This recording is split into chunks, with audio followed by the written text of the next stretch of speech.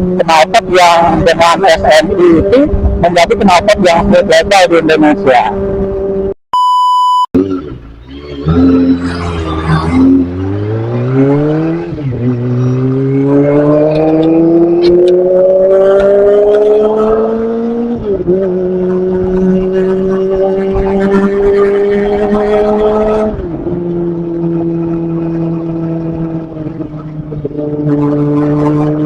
Halo Sobat Rider, dimanapun kalian berada, mudah-mudahan kalian senantiasa diberikan kesehatan dan murah rezeki ya, serta berbahagia selalu. Oke guys, hari ini kita akan jalan-jalan sambil membahas pro kontra knalpot brong ya. Nah, kalau kalian sendiri suka pakai knalpot brong atau enggak? Seperti yang kalian tahu, belakangan ini banyak sekali razia knalpot brong oleh aparat kepolisian ya. Bukannya gimana-gimana, mereka melakukan itu karena tugas, jadi sesuai dengan aturan yang ada. Cuman memang ada beberapa aturan sebenarnya yang harus kita telisik kembali kebenarannya ya. Apakah penerapan ketentuan itu tepat atau tidak? Ini menurut kacamata saya ya. Kita berusaha di posisi yang netral sebagai rider dan juga sebagai pengguna jalan. Jadi terkait dengan aturan mengenai knalpot ini sebenarnya ada, kalau nggak salah ada dua ketentuan ya yang mengatur mengenai pemakaian knalpot. Yang pertama itu ada di peraturan Menteri Lingkungan Hidup nomor 56 tahun 2019, di mana di sana diatur mengenai tingkat kebisingan motor yang diperkenankan untuk setiap batasan cc motor tertentu ya. Misalnya saja untuk motor dengan cc 80 cc ke bawah itu tingkat kebisingannya maksimal kalau nggak salah 73 desibel ya. Kemudian untuk yang 80 cc sampai 175 cc itu ada di 80 desibel, dan di atas 175 cc itu diperkenankan 83 desibel. Selanjutnya ada juga undang-undang nomor berapa ya lupa. Jadi undang-undang lalu lintas angkutan jalan itu mengatur bahwa knalpot yang digunakan itu harus sesuai dengan spesifikasi teknis dan layak jalan gitu ya. Jadi penilangan yang selama ini dilakukan oleh pihak aparatur itu mengacu ke dua ketentuan tersebut. Nah, menurut kalian gimana? Apakah penerapan aturan tersebut tepat atau tidak?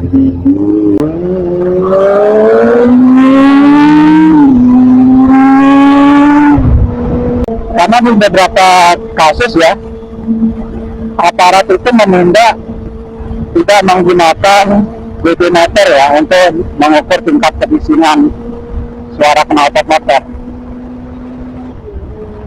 Sementara kan untuk memberikan kepastian hukum kepada pengguna jalan atau biker ya, rider,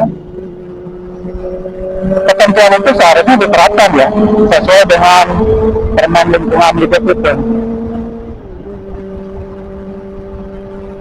Nah, harus menggunakan speedometer sehingga jelas apabila misalnya kendaraan bermotor dengan cc di atas 175 cc melampaui batasan 83 desibel ya monggo aja ditindak. Tetapi ada juga dalil yang mengatakan bahwa dalil yang digunakan adalah undang-undang OLAJ itu ya, di mana knalpot yang masih digunakan adalah knalpot yang sesuai dengan persyaratan teknis dan juga layak jalan atau layak jalan ya. Nah ini bisa diinterpretasikan agak luas. Apakah yang layak jalan dan sesuai spesifikasi teknis itu adalah yang standar pabrik, atau sebenarnya boleh juga menggunakan knalpot brand misalnya yang street legal. Karena gini teman-teman, berdasarkan artikel yang saya baca ya, ada beberapa di negara-negara lain itu aturan mengenai pemakaian knalpot brand itu jelas. Jadi misalnya aja di India nih, kalau di India itu ada namanya mungkin kantor wilayah transportasi yang mengatur mengenai standar knalpot yang bisa digunakan ya. Jadi nggak mesti knalpot standar, tapi knalpot racing juga ada yang street legal. Sepanjang menggunakan knalpot yang street legal, maka aman dari tilang. Kemudian di mana lagi ya? Kalau nggak salah di Jepang, itu di Jepang banyak loh motor-motor di jalanan yang menggunakan knalpot racing ya, knalpot brand tapi yang street legal. Nah artinya apa? Jepang aja yang produsen motor itu memberikan peluang kepada rider, memberikan aturan yang jelas, memberikan kepastian hukum kepada biker ya, untuk menggunakan knalpot brand dengan cara-cara tertentu. Jadi nggak sekedar ngulang berdasarkan hanya mendengarkan suaranya aja atau melihat fisiknya knalpot brand, karena nggak fair juga bagi pengendara. Mungkin ya sebagian dari knalpot brand itu suaranya melebihi ambang batas ya, nggak enak didengar dan mengganggu ya. Nah ini bicara pengalaman aja ya. Saya selama ini untuk motor-motor yang di rumah kebetulan ada motor lain juga ya. Ada motor Yamaha Pirano, kemudian ada X-Max. Itu saya males pakai knalpot brand. Tetapi kemudian dari dulu sebenarnya saya suka dengerin suara-suara knalpot mobil itu kayak Harley, kemudian suara mobil 4 silinder. Nah sudah saat itu muncul rasa keinginan untuk mempunyai motor 4 silinder dan akhirnya sampai kebeli lah motor Zetek 25R ini ya. Walaupun bukan mobil tapi puji Tuhan kita dapat dengerin sensasi suara 4 silindernya ya. Nah kemarin saya sendiri sempat pakai knalpot yang underbelly, itu suaranya benar-benar kenceng, bikin telinga kita sendiri pada saat lagi bawa motornya itu pekat ya, telinganya berasa terlalu bising gitu. Nah akhirnya kemudian saya ganti dengan tipe yang long pipe, jadi karakternya lebih soft, lebih lembut dan tidak begitu mengganggu. Nah suaranya seperti ini. Jadi sayang aja motor 4 silinder kalau misalnya knalpotnya masih standaran ya, suaranya nggak kedengar, jadi sensasinya nggak dapet.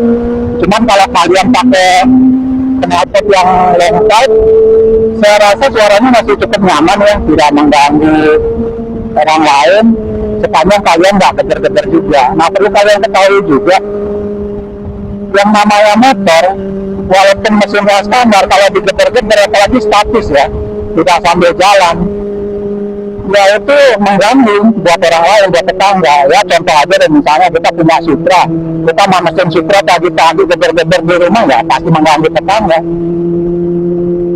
Jadi kita pada saat riding ya, kalau bisa ya nggak usah geber-geber ya, nikmati aja seperti ini.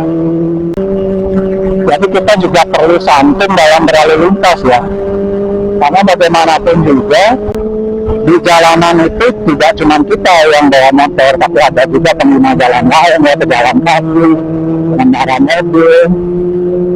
Jadi kita berbagi ya, berbagi jalan dengan yang lain. Nah di sana kita harus santun dan sopan dalam berkendara. kita harapkan pemerintah Indonesia bisa lah memberikan kepastian itu buat rider. Artinya kalau aturannya jelas, kemudian penerapannya sesuai, itu menjadi fair buat pengendara ya, buat rider. Dan ini juga menjadi peluang bagi UMKM, khususnya produsen knalpot lokal ya, untuk mengembangkan usahanya. Misalnya saja, aturan knalpot racing itu dibuat semacam di luar negeri ya, jadi ada street legalnya yang berdasarkan SMI misalnya. Nah itu juga ada, artinya dengan melegalkan melalui SMI, pemerintah juga mendapat pemasukan kan dari pelabelan SMI oleh produsen knalpot, dan produsen knalpot lokal bisa lebih berkembang ya. Kalau sekarang kan kayak apa ya, terbatas mereka produksinya karena pengguna knalpotnya kucing-kucingan dengan pihak aparat. Jadi ada rasa takut untuk memakai knalpot brong. Jadi sangat disayangkan ya. Kalau aturannya jelas, kemudian implementasinya di lapangan jelas, jadi bukan berdasarkan ini ya, apa namanya, hanya mendengar saja suara knalpotnya, tetapi juga harus dengan alat. Ya, apa seperti yang saya bilang tadi, knalpot yang dengan SMI itu menjadi knalpot yang legal di Indonesia. Sehingga kalau misalnya ada yang menggunakan knalpot non SMI, ya silakan aja ditindak gitu ya.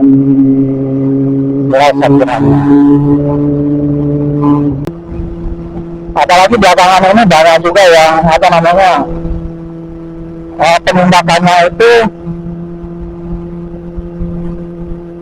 pengguna knalpot brongnya disuruh dengerin knalpotnya sendiri, kemudian aparat menggeber-geber knalpot itu. Jadi kan itu sebenarnya tidak tepat juga ya.